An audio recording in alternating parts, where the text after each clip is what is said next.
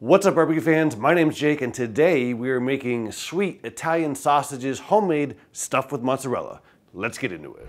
So the first thing we need to do is prep our meat. We have some Costco pork shoulder butt that's boneless, right? This is about 16.5 pounds. We're not gonna quite use all of it. I'm gonna use closer to a 15-pound batch. But if there's some really thick fat and spots, I might trim some of that off. So I usually like to buy just a little bit more than I'm gonna make. Let's get this out of the package. I'm just gonna give this a quick pat dry, just so it's not slippery on the board. Now down here, I've just got a big cookie sheet.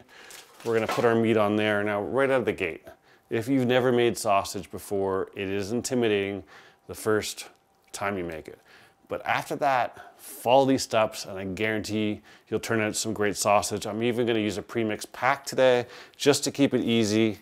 But I waited for years to make sausage because I was very intimidated by it. And finally, after watching some videos, I broke down and did it. And I'm gonna show you just how easy it is. So all we're gonna do is we're gonna break these down into small pieces. They're gonna go through our grinder. Now, depending on the horsepower of your grinder, you're gonna wanna use smaller pieces, okay? Now, you don't have to be as particular as I am. Once you grind this up, it'll be fine, but there's just some blood vessels and stuff in here that I'm cutting out. So I don't want to chew on them. Not that I'd be able to find them.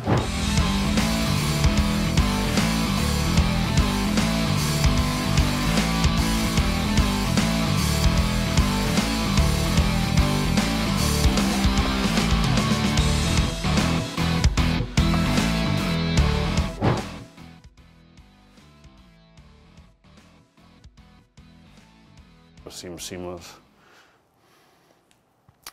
All right, so 11 ounces. So roughly 3/4 of a pound. This was, I think, 16.6966 pounds. So we're at roughly 16 pounds. That'll be important to know for later. Right now, what we're gonna do is we're gonna take our tray here and we're gonna throw it in the freezer. So our meat's been in the freezer for a good 25 minutes. The other thing I did is I put all of our parts here in the freezer for an hour and a half. So they've been in there for a little while. Let's put this guy like so.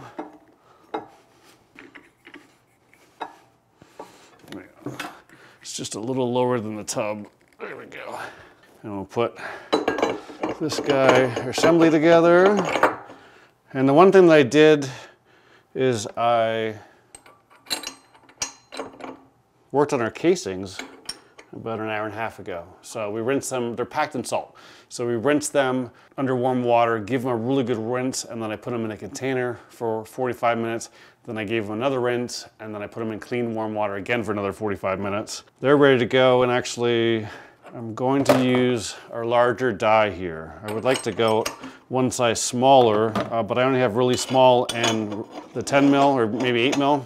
So what I'm gonna do is we'll go pass through twice.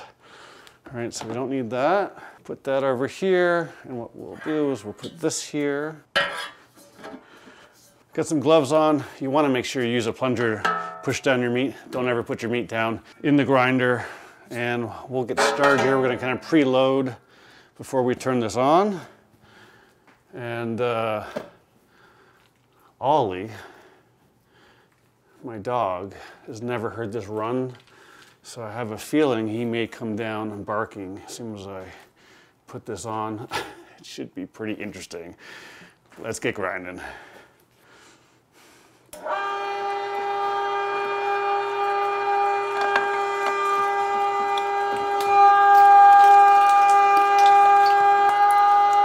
Didn't bark though, huh?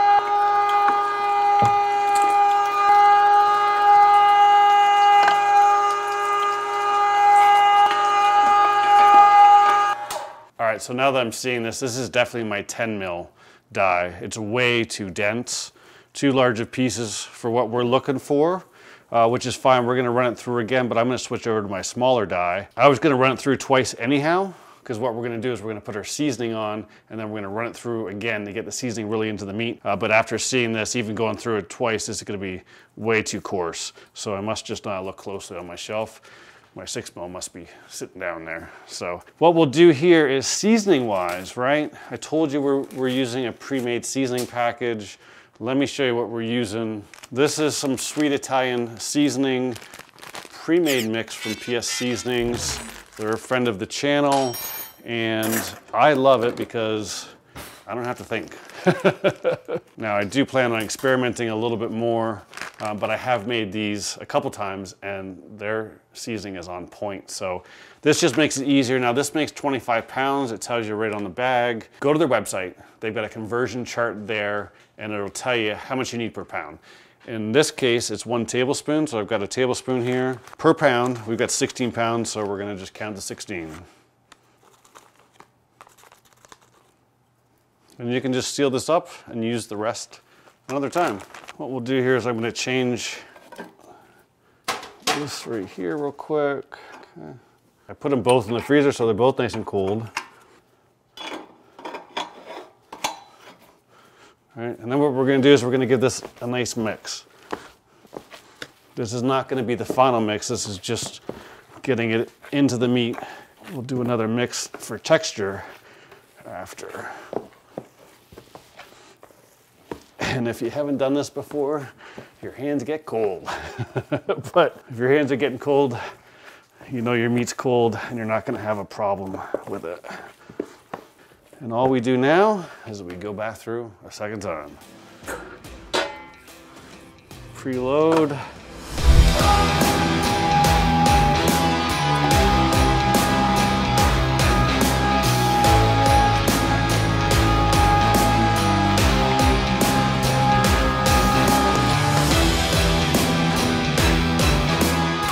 When you get near the end, there's always some meat left.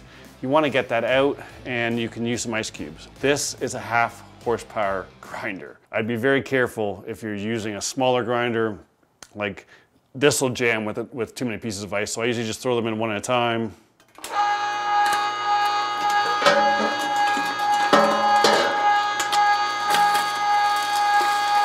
And you'll see it'll start to turn white, so you're nearly getting all the meat.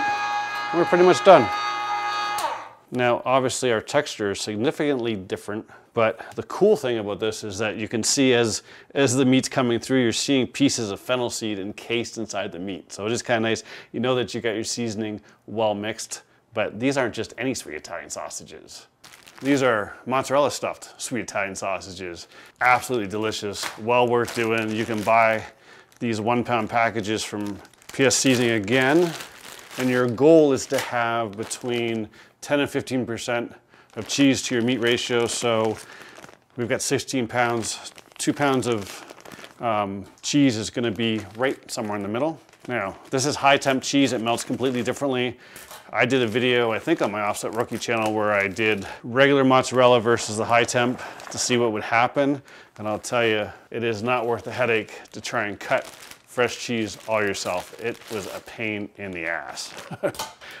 I hated that video. As soon as I started cutting cheese, I was just like, what did I get myself into? But I'm not a quitter, so I committed and kept doing it. But this is a little bit more creamier than traditional cheese, and there's no, I thought there'd be chemicals or something in there. Really, this is just dried out more so that when you cook it, it doesn't melt as quickly. Now what we got to do is we got to get all this mixed in together. So you've got a couple options here for mixing. You can put this in a KitchenAid mixer with a paddle. If you're doing a small batch, I have a 15-pound mixer downstairs that will mix it in like 2 minutes. It's phenomenal. I don't feel like getting dirty. I gotta go to a surprise 40th birthday party for a friend tonight. So I'm kind of running out of time. So we're gonna do this the old-fashioned way. Before I get too far ahead of myself, need some ice cold water. All right, so it's about 1 cup of water per 5 pounds of meat. We've got 16 pounds. I just did 3 cups of water. I think it's gonna be just fine. And let's get mixing. The goal here is we wanna get all of our cheese and our spices evenly distributed throughout our meat, but we also wanna release the proteins and start to get our meat tacky. So when you bite into it, your sausage stays together. So it's gonna take you a good 5 minutes or so.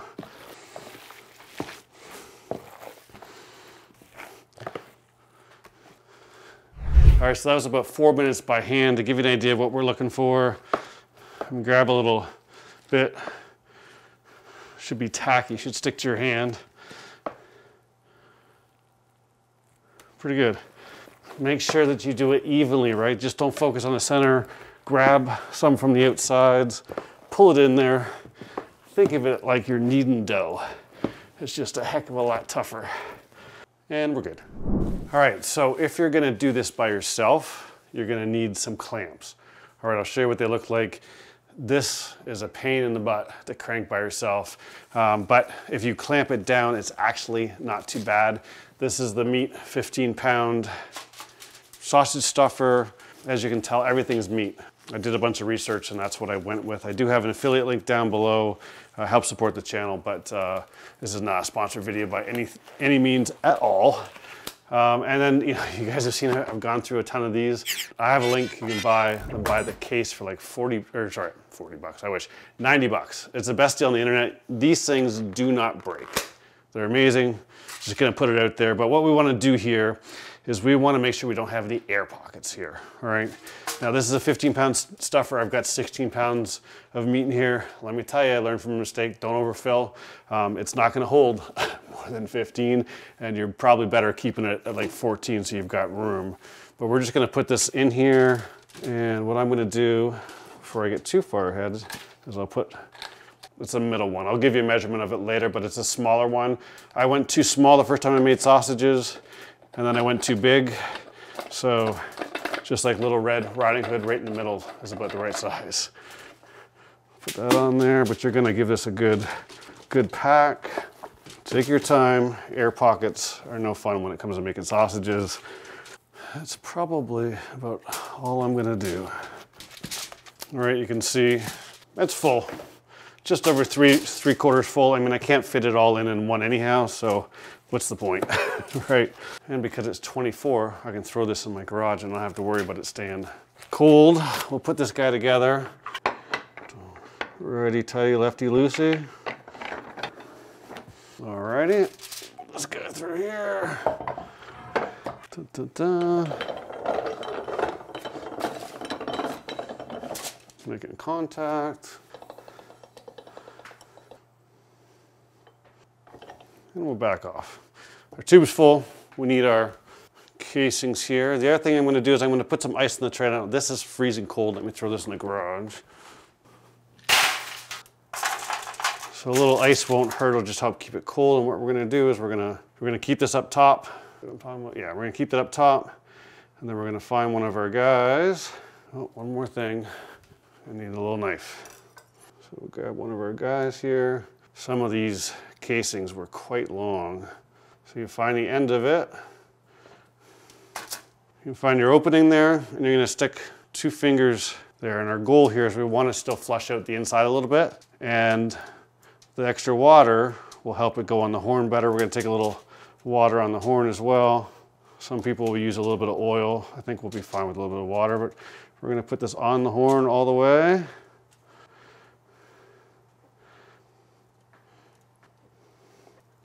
And that guy's a monster, so we're gonna just use that one for now. But what you're gonna do is you're gonna pull this out. You're going to tie a knot in the end, like so. And then you're gonna take a sharp knife and put this back here. Just get yourself a little hole, okay? What that's gonna do is that's gonna help let the air out. Now, every time I make sausage, I swear next time I'm like, I gotta buy a sausage pricker, and I always forget. So we'll deal with it with a knife, but you wanna let that air out. And what we're gonna do now is we're just gonna crank.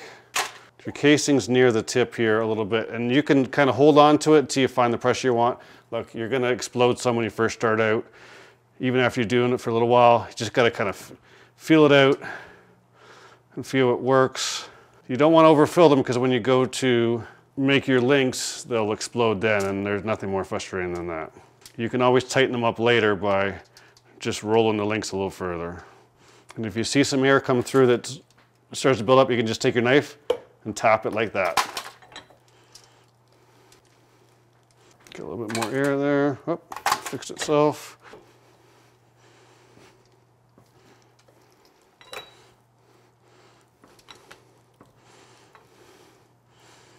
So I can see where at the end I'm going to back off that. I'm going to pull it off.